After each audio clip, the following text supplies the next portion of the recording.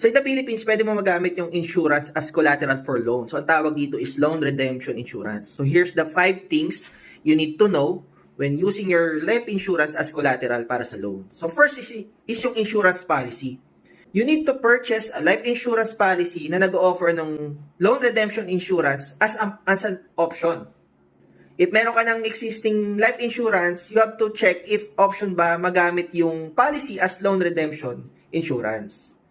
Take note mo rin na dapat yung coverage mo dun sa policy, meaning yung death benefit mo is equal or higher than the amount na plano mong hiramin. Second naman is yung loan application. So when applying for a loan, need mo i-inform si lender. Siguro si bank yan or loaning company na gagamitin mo yung insurance policy mo as collateral.